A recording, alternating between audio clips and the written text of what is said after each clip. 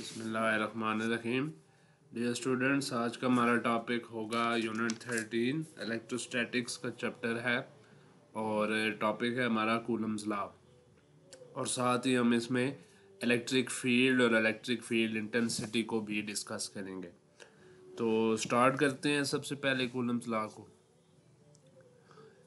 जैसे कि हम जानते हैं और हम पढ़ भी चुके हैं कि जो लाइक चार्जेस हैं वो एक दूसरे को रिपेल करते हैं, यानी पॉजिटिव और पॉजिटिव एक दूसरे को रिपेल करते हैं, नेगेटिव और नेगेटिव भी एक दूसरे को रिपेल करते हैं। लेकिन अपोजिट चार्जेस जो हैं, जो अनलाइक चार्जेस हैं, वो एक दूसरे को अट्रैक्ट करते हैं।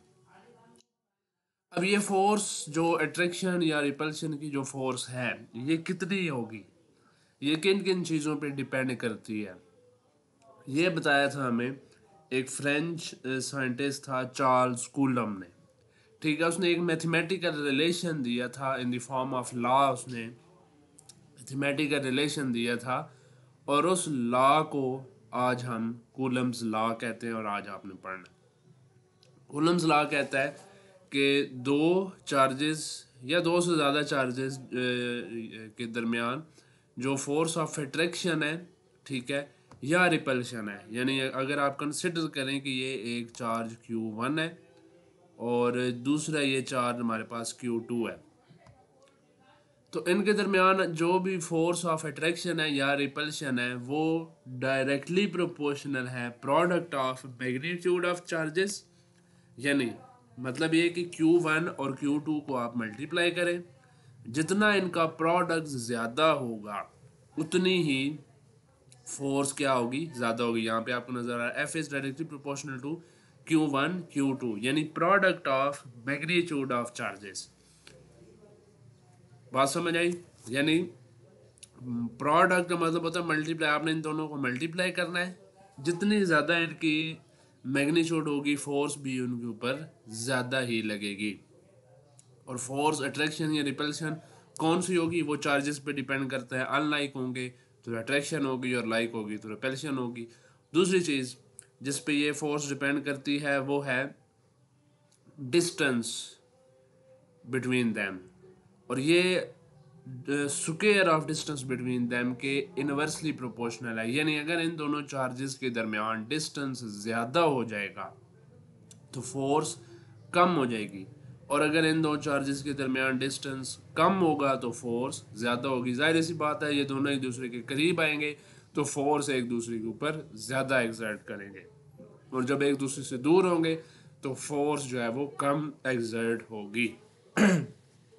तो F इज इक्वल टू, अब यहाँ पे जो प्रोपोर्शनैलिटी है इसको इक्वालिटी में चेंज करने के लिए एक कांस्टेंट लगाया जाता है जिसे K कहा जाता है। K जो है वो कांस्टेंट ऑफ प्रोपोर्शनैलिटी यहाँ पे यूज़ किया जाता है, और इसकी वैल्यू जो है वो हम डिस्कस कर लेते हैं। Value of K is 9 multiply by 10⁻⁹ newton metre square पर कूलम स्क्वायर। वैल्यू ऑफ जो है वो दोनों चार्जेस के दरमियान मीडियम पे डिपेंड करती है। यानी दो चार्जेस के दरमियान मीडियम क्या है, अगर दोनों चार्जेस के दरमियान मीडियम एयर हो तब आपको K की value 9 multiply by 10⁻⁹ newton metre square पर कूलम स्क्वायर मिलेगी। और आखिरी बात, coulomb law is valid only for point charges. Point charges बहुत छोटे चार्जेस को कहते हैं, whose sizes are very small as compared to the distance between them।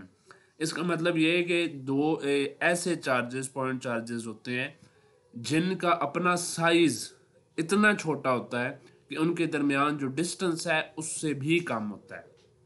ठीक है, यानी वेरी वेरी स्मॉल चार्जेस को आप पॉइंट चार्जेस कहेंगे। तो कूलम्स लॉ जो है ये सिर्फ वैलिड है किन चार्जेस के लिए, पॉइंट चार्जेस के लिए। और कैसे चार्ज, जिनका अपना साइज, जिनका अपना साइज उनके दरमियान मौजूद जो डिस्टेंस है उससे भी कम होता है।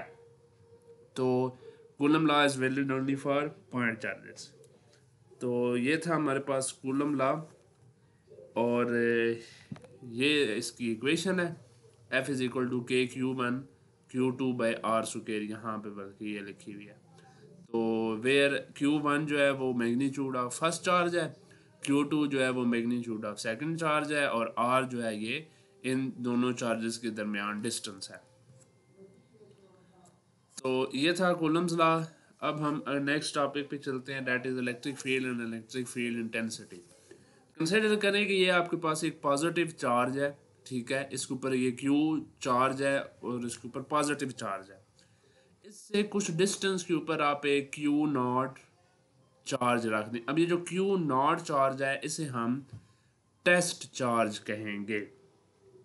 टेस्ट चार्ज इस वजह से कहते हैं कि इसको हम चेक करते हैं, और इसके ऊपर भी जो है वो हम पॉजिटिव, ये भी पॉजिटिव चार्ज है। एक पॉइंट बी पे हमने Q नॉट को रख दिया, ये चेक करने के लिए कि क्या ये चार्ज इस चार्ज के ऊपर फोर्स लगाता है या नहीं, ठीक है। इस वजह से इसको टेस्ट चार्ज कहा जाता है। अब जैसे ही ये चार्ज यहाँ पे इस पॉजिटिव चार्ज Q के करीब रखा जाएगा, तो इस चार्ज पॉजिटिव Q के ऊपर पॉजिटिव चार्ज है और Q नॉट भी हमारा पॉजिटिव चार्ज है, तो दोनों एक दूसरे को रिपेल करेंगे। डैट इज ये जो Q नॉट चार्ज है ये फोर्स ऑफ रिपल्शन को फील करेगा।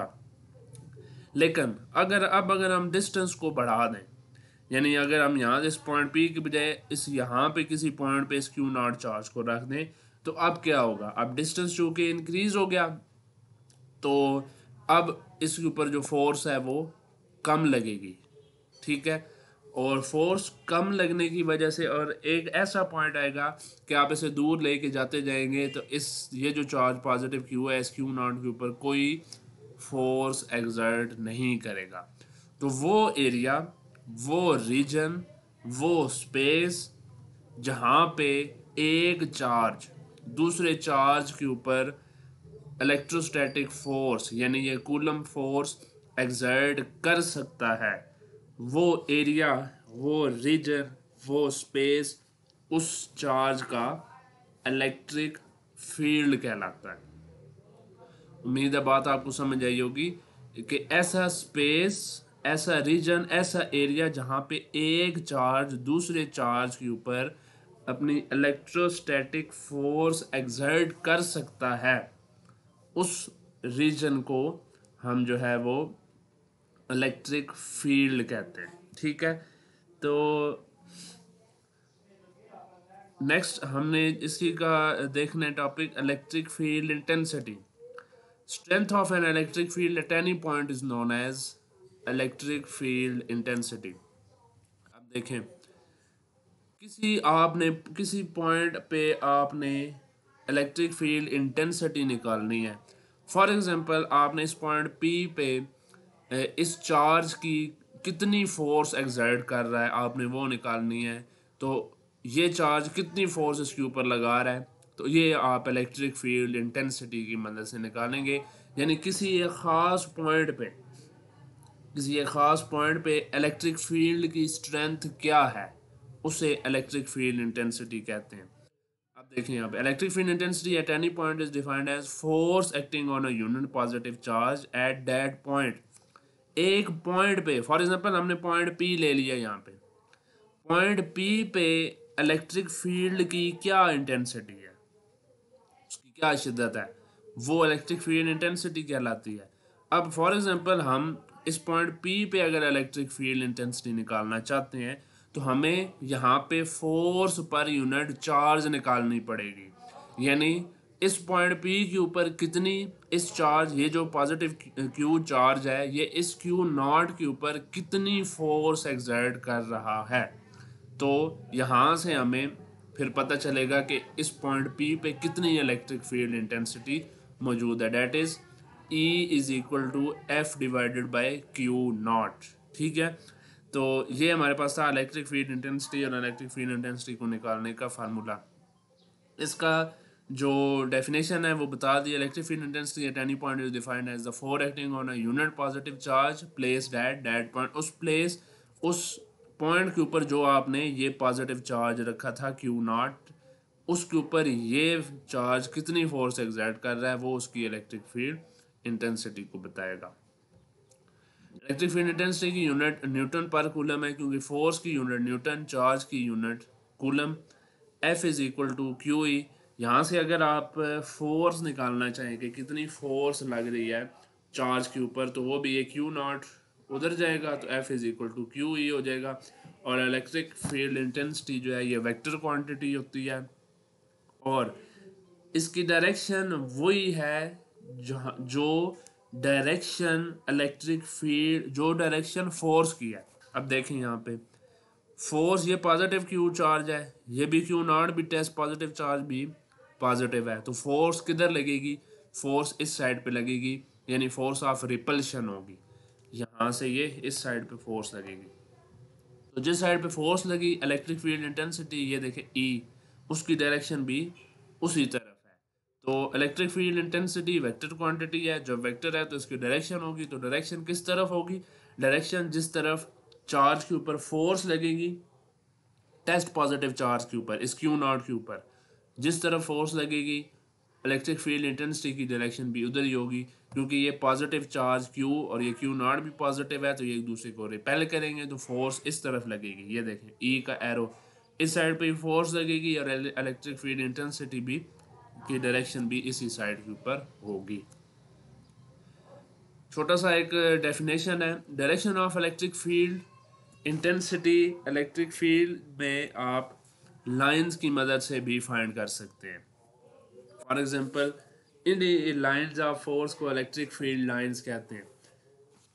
जैसे फॉर एग्जांपल आपके पास एक पॉजिटिव चार्ज है, आपने उसकी इलेक्ट्रिक फील्ड इंटेंसिटी देखनी है कि क्या है, उसकी इलेक्ट्रिक फील्ड इंटेंसिटी क्या है।